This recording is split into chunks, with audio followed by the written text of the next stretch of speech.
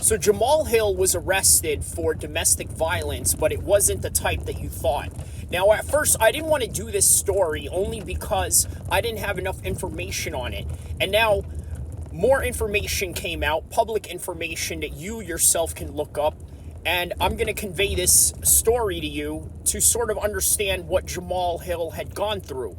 And also to really understand the concept of how family members can sometimes interfere with your life and perhaps maybe even out of jealousy or envy or perhaps maybe resentment of some sort, try to undermine whatever it is that you have going on, whether it would be to line you up or set you up or get you arrested in this case. Now, what exactly had happened? So Jamahal Hill had hired his brother and his wife to clean the house, right? While he had some injury going on, because obviously this is the reason why he is no longer the undisputed 205 champion of the UFC, of which he had to vacate. And now you saw that Alex Pereira had won that belt as a result of a vacant fight, a vacant title fight at that. And so during the injury, he had needed some people to look after his house, only for him to come back, find that his brother, who was supposed to be the caretaker of the house, somehow messed up in a way where the electricity wasn't on, there was food being spoiled because of, let's say, running the fridge in a very wrong way, or just mishandling the cleaning etiquette of what was required of, let's say, Jamahal Hill's request. But nonetheless, Jamahal Hill came and confronted him. They get into a fight. He calls Jamahal Hill a deadbeat dad based on the fact that he did not call him during Thanksgiving, was it? Yes. So obviously this is early December, so that was more than likely the latest holiday that perhaps he was referring to. So yes, Thanksgiving. And of course, this is going to provoke you. This is going to provoke you in a rage in a way that Jamahal Hill responded by throwing punches at him. And in between that, the brother's wife got in between them as Jamahal Hill was trying to reach over and punch his brother, in which he connected and he got laid out. And then they sort of had this disagreement, and then after the disagreement, they came to a truce, something to the effect of, hey, listen, I'm not going to call the cops on you or this and that. I don't want to ruin your career. And then he tries to reach out to Jamahal Hill, and Jamahal Hill's phone doesn't answer. And out of nowhere, guess what happens? Jamahal Hill gets arrested. He calls the cops, all because he felt butthurt that Jamahal Hill wasn't answering his call. And that's the only reason why. So, now Jamahal Hill is arrested. All because of this minor disagreement between two brothers. Now, here's the thing. Do brothers fight? They do. The thing is, there's a different extent to, let's say, the severity of one to the other. For example, there are brothers that fight. Why? Because you guys share a space. You want to watch something else on TV as opposed to what he wants to watch. Let's say you guys are playing video games, it gets very competitive. Let's say you guys are playing sports with each other, it gets very competitive. And of course, within that spirit, it is natural for two alpha males, or just guys that are just guys, period, to sort of get into a little bit of a disagreement of some sort. And some take it and some don't. But the reality is that we also can't ignore there's the aspect of envy or jealousy, or things that, let's say, give us resentment over time because we didn't like how one person treated us. These are all real. And unfortunately, they have insane consequences to an athlete. and to people that are involved in high-profile stakes of sports competitive entertainment, such as Jamahal Hill being a former UFC champion. So with all of that comes a lot of privilege, but also a lot of responsibility. In order to maintain that and to keep that, well, you got to keep your nose clean and stay out of trouble. Well, now, how are you going to do that if you have somebody that, for one, again, this is my only subjective opinion, because for the exact 5 minutes and 30 seconds of this entire content, I was giving you the full objective view of what had happened. The matter of fact in the action that was taking place. Whereas, with right now, in the 6-minute mark, I'm going to tell you my own true to God honest opinion about it, and here it goes. I think that Jamahal Hill's brother was a very jealous human being. And you see this a lot, especially with a lot of families that, let's say, come from an urban environment. And by the way, when I mean urban, I don't necessarily just break that down into, let's say, one race of people. In fact, it's not. It's a multitude of people that live in a certain environment, and because of this particular environment, i.e. the urban environment, well, there's a mentality that grows in which you call scarcity, meaning that you feel like there's just not enough going around. And this is how you create resentment. This is how you create a sense of jealousy, even though many of us, especially who come from an urban environment, are very prideful people. You know how it is in the streets, especially if you grew up in New York, in LA, or these big cities in the United States or anywhere else in the world, London, Berlin, Paris, all these big city names, right? There's a big city feel and there's a big city attitude. So you always got to somehow keep up with that machismo. And then here's the kicker of it. The scarcity comes in when there is a certain poverty that is involved, meaning that there are limited jobs within that particular neighborhood. There are limited amounts of spaces to get around. So now you live either in these ghetto environments, or let's say these projects or government housing, i.e. the council estates as they call them in England. It's a very small space. So you're around all these people that have a very few chances in life. And then you think to yourself, well, you know what? I'm sort of acceptance to my fate. I'm going to be like this, and that's just all that it's going to be. Okay, the problem is there are people that make their way out of it. You see, in this capitalistic world that we live in, many of us love the story of the underdog that rises from the phoenix into the ashes of whatever type of motivational quotes they want to throw at you daily with different memes that you scroll down towards in your social media. Nonetheless, you got to understand that the jealousy comes when one person actually makes it.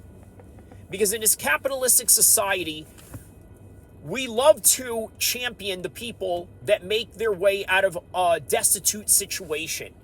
If you often notice, it is one of the biggest stories that they often highlight in sports. One of the biggest stories they definitely highlight in fighting. What is the most common story they have in boxing? Well, this kid came from this particular background and he made his way out of it. And we love it. Why? Because we live in a society that encourages us to go out and get our own and to search for greatness. Greatness that is exclusive only to you. As the person that was willing to take the risk, as the person that was willing to receive the reward because of the victory that they have achieved. And unfortunately, there are people in your life that are not going to make it while you're the one making it. And sometimes that's one of the hardest pills to swallow. So that right there is literally my subjective point of view of this matter. The objective part remains the obvious, insanely obvious, especially to the eyes of the law. Why? Because what is obvious to the eyes of the law is that there was an assault involved. What isn't considered is the fact that you're provoking this man, talking about his daughter, and then creating mischief and not doing the job that you were assigned to do. And by the way, if I didn't disclose in the beginning, Jamahal Hill had paid this guy to basically do this type of work, right? This is very common. You give a few bucks to somebody that, let's say, helps you move or helps you with a particular skill set that, let's say, you can get a much cheaper price if they work on your car, right? We all do these types of things at one point. Go out and search one of our friends that's a barber so that we can pay less of some sort or get a better deal for the buck that we're trying to bang. Either way, he wasn't doing his job.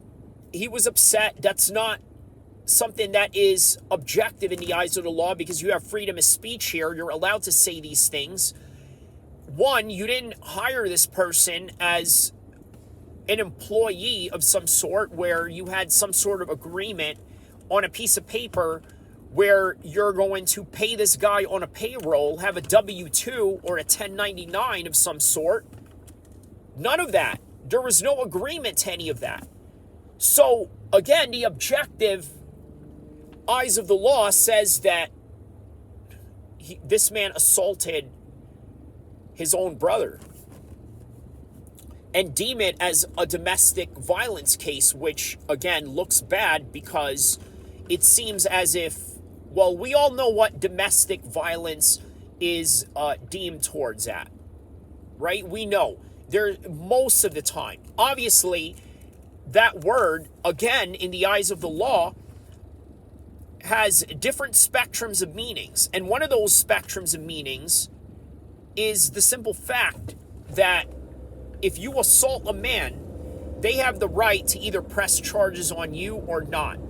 And again, that's one of the aspects of American law that is quite unique, right? In other countries, I think if a policeman sees you knock somebody out, they're automatically either obligated to stop the entire fiasco or arrest you on the spot for most countries. Now, in America, it's a little bit different, especially if you're talking about different laws in different states.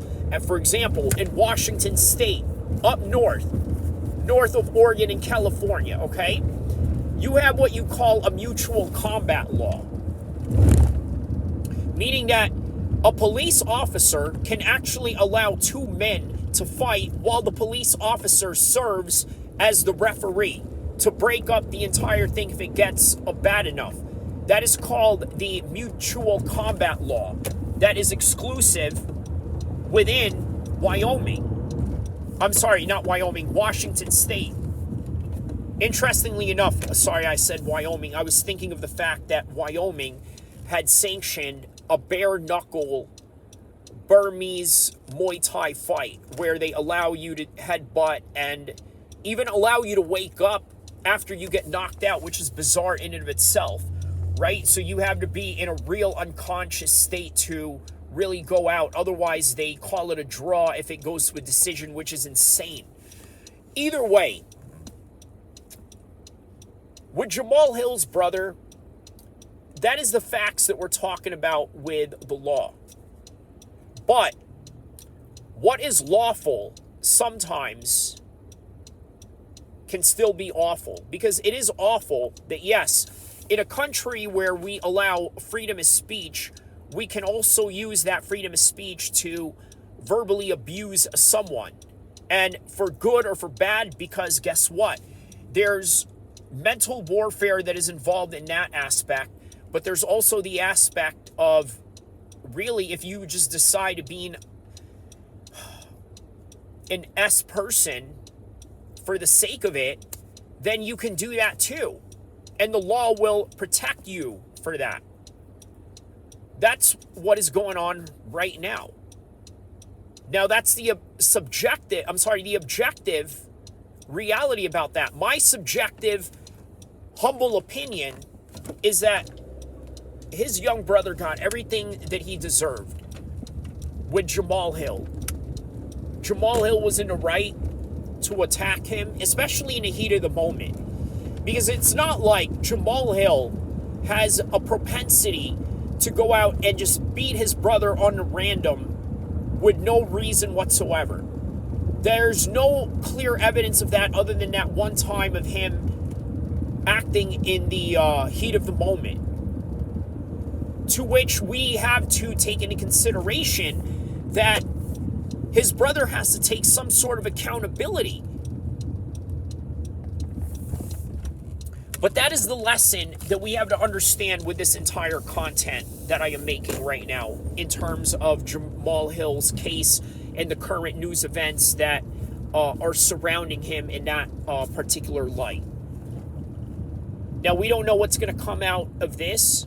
I can tell you that it's not good, but we can be hopeful that nothing serious really comes out of it where it's a career changer for Jamahal Hill. Because remember, he's still a champion who had to vacate, so which means he can come back and easily get a number one spot, but nonetheless, he's a main event fighter. Someone that is now valuable to the UFC roster and stable.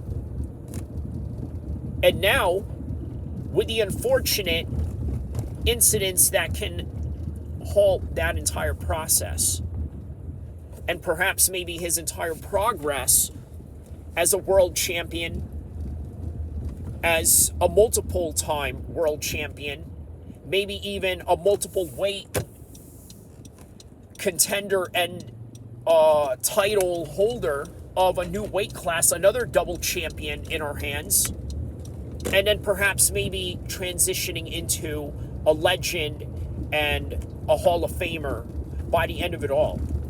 And all of these things are possible. It's within the trajectory of these things easily happening.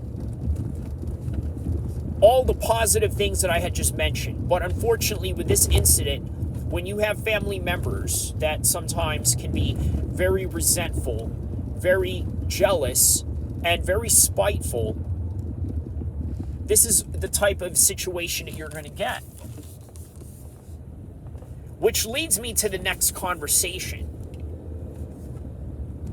I want to talk about fighters and the type of environment that they have around them.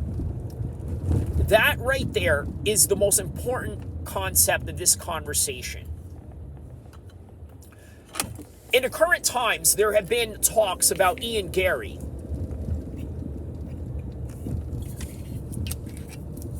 People are worried at the fact that his girlfriend is really no good in terms of, let's say, being a bit of a provocateur of some sort. And you got to ask yourself, is it good to have provocateurs in your life when you are trying to achieve becoming one of the greatest mixed martial artists of all time? Also, it's really disheartening when you have, let's say, people in your life that whenever you try and achieve something great, there is always a negative voice in their head. Now, it is one thing to give an objective point of view, because a dose of reality is something that we all can use at times. Maybe at all times for some people, because a dose of reality is just not enough for some people to really understand where they are at or where they're not. Okay? But unfortunately, there are people that will just delve themselves into any negative notion of, let's say, whenever you bring up trying to achieve greatness of some sort. And then you just realize that why bother even just talking about achieving anything or trying to do anything when none of these people have any belief in me? And again, sometimes that lonely feeling in and of itself gives you this intense drive that lets you know what? I'm going to use this as a certain level of spite to go against you, to go against your narrative, and to go against the notion that you think that I'm never going to improve or that I'm never going to achieve the greatness that I set out to do. I'm going to prove you wrong. And with that in mind, there are people that actually use that, such as Ian Gary, as a strong and great example of that. Why? Ian Gary was in a video that popped up in response to all the Sean Strickland and all the Leon Edwards fiasco that is going on. And even with Luque Vicente, which is realistically the guy that he should be concentrating on for the next coming days. And he is. And he said that in a video. He said, I'm going to use this to fuel my fire and use it as motivation. And you know what? That right there is positive. That right there is great. But here's what's not great. Now, everyone is criticizing his wife. Now, are they warranted in any kind of capacity? Is there any merit to anything that his wife is doing with his career? Well, okay, here's one report that I had found out.